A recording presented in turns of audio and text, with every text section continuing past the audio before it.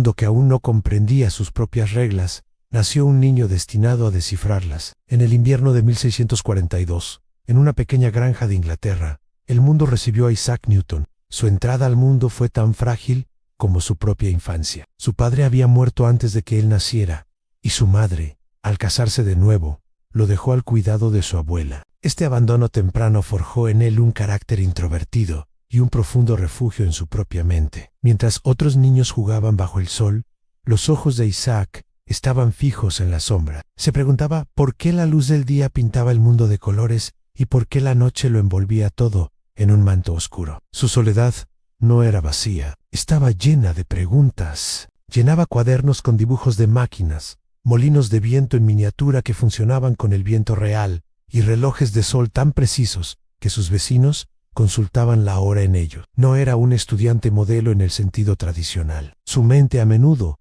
vagaba lejos de las lecciones, perdida en laberintos de lógica y patrones que solo él podía ver. Los demás lo veían como extraño, un chico silencioso perdido en sus pensamientos. Pero en esa quietud, algo monumental estaba tomando forma. Cada libro que leía, cada mecanismo que construía, cada rayo de sol que se filtraba por su ventana, era una pieza más en un rompecabezas que abarcaba el universo entero. Su curiosidad era un fuego insaciable. Desarmaba relojes solo para entender cómo medían el tiempo, esa fuerza invisible que parecía gobernar todo. Observaba el fluir del agua, el vuelo de los pájaros, el movimiento de las nubes. En todo encontraba un lenguaje oculto, un código secreto de la naturaleza que anhelaba descifrar.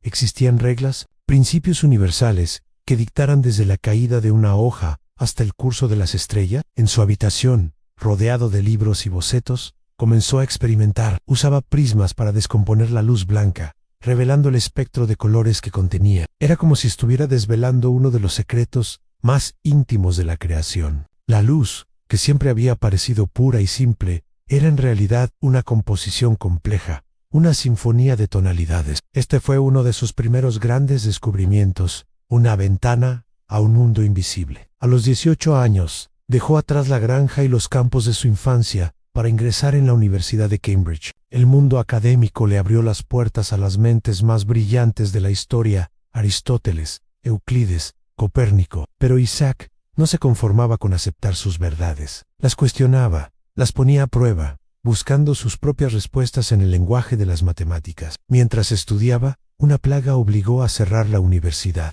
Isaac tuvo que regresar a la soledad de su granja en Woolsthorpe. Para muchos, habría sido un revés, un tiempo perdido. Para él, fueron los años más fértiles de su vida. Lejos del bullicio académico, su mente se liberó. Fue durante este aislamiento que sus pensamientos más revolucionarios comenzaron a tomar forma. Se cuenta que una tarde, mientras descansaba bajo un manzano en su jardín, vio caer una fruta. Un evento común, trivial para cualquiera. Pero para Isaac, fue una epifanía. ¿Por qué la manzana caía siempre hacia abajo, perpendicular al suelo? ¿Por qué no hacia un lado o hacia arriba? Y si esa fuerza atraía a la manzana, ¿podría ser la misma que mantenía a la luna en órbita alrededor de la Tierra? Esa simple pregunta conectó la Tierra con el cielo. Fue el germen de una idea tan poderosa que redefiniría nuestra comprensión del cosmos. En ese instante, el universo dejó de ser un lugar de misterios divinos e inalcanzables y se convirtió en un mecanismo inteligible, gobernado por leyes que podían ser descubiertas y expresadas con números. El joven solitario que construía molinos de viento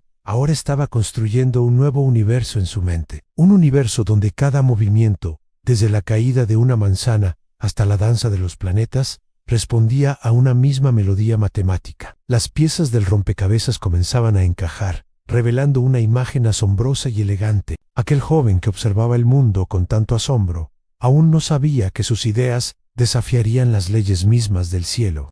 Aquel joven que huyó de la peste no solo llevaba libros y notas, llevaba consigo las preguntas que definirían una era. De vuelta en la tranquilidad de su hogar en Woolsthorpe, el mundo exterior se paralizaba por el miedo, pero dentro de la mente de Isaac Newton, el universo entero comenzaba a moverse. Se cuenta que, sentado bajo un manzano, vio caer una fruta, una escena simple, casi trivial. Pero para Newton, no fue solo una manzana cayendo a la tierra. Fue el cosmos, susurrándole un secreto. ¿Por qué cae hacia abajo y no hacia arriba o de lado? Y más intrigante aún, en la fuerza que atrae esa manzana, es la misma que mantiene a la luna en su órbita alrededor de la Tierra? En esa pregunta aparentemente sencilla residía una revolución. Durante aquellos meses de aislamiento, conocidos como sus años milagrosos, Newton no descansó. Su mente era un torbellino de cálculos, experimentos y reflexiones. Llenó cuadernos con ecuaciones que buscaban descifrar el lenguaje oculto del movimiento. ¿Qué hace que un objeto en reposo permanezca quieto y uno en movimiento siga su curso? ¿Qué sucede cuando una fuerza actúa sobre él? De este febril trabajo nacieron tres principios fundamentales, tres pilares sobre los que se construiría toda la física clásica. Primero, a la inercia. Un objeto no cambia su estado de movimiento a menos que una fuerza lo obligue. Simple, elegante, profundo. Segundo, la relación entre fuerza, masa y aceleración. La fuerza es igual a la masa por la aceleración. Una fórmula que gobierna desde el rodar de una canica hasta la trayectoria de un cometa. Y tercero, por cada acción hay una reacción igual y opuesta. Las fuerzas siempre vienen en pares, en un baile cósmico de equilibrio. Con estas tres leyes, Newton no solo describió el movimiento en la Tierra, nos dio las herramientas para entender el ballet de los planetas. Pero aún faltaba la pieza clave, a la fuerza que dirigía esa danza celestial. Regresó a la idea de la manzana y la luna, mediante cálculos que hoy nos parecerían titánicos. Demostró que la misma fuerza que hace caer la fruta es la que mantiene a los planetas girando alrededor del Sol. La llamó gravedad, y la formalizó en su ley de la gravitación universal. Cada partícula del universo atrae a todas las demás con una fuerza directamente proporcional al producto de sus masas e inversamente proporcional al cuadrado de la distancia que las separa. De repente, el cielo y la tierra obedecían la misma ley. El cosmos ya no era un misterio divino inalcanzable, sino un mecanismo de relojería predecible y comprensible. Las órbitas elípticas de Kepler, los movimientos de las mareas, la trayectoria de una bala de cañón Tadú en Cayiba, era la unificación más grande del pensamiento científico hasta ese momento. Pero la curiosidad de Newton no se detenía en el movimiento. Le obsesionaba otro de los grandes misterios de la naturaleza, la luz. En su época, se creía que la luz blanca era pura y que los colores eran una modificación de ella. Newton, escéptico como siempre, decidió investigarlo por sí mismo. En una habitación oscura, hizo un pequeño agujero en la persiana para dejar pasar un único rayo de sol. Colocó un prisma de cristal en su camino y lo que vio en la pared opuesta fue mágico. El rayo de luz blanca se había descompuesto en un arco iris, un espectro con todos los colores ordenados, rojo, naranja, amarillo, verde, azul, índigo y violeta. Muchos se habrían detenido ahí, maravillados por el fenómeno. Pero Newton fue más allá. Se preguntó, ¿el prisma colorea la luz o simplemente la separa? Para responder, realizó su experimentum crucis, el experimento crucial. Aisló uno de los colores del espectro, por ejemplo, el rojo, y lo hizo pasar por un segundo prisma. Si el prisma añadía los colores, el rayo rojo debería cambiar de nuevo. Pero no lo hizo. Salió del segundo prisma, siendo exactamente el mismo rayo rojo. La conclusión fue revolucionaria. La luz blanca no es pura, es una mezcla de todos los colores del espectro. El prisma no los crea, simplemente los separa,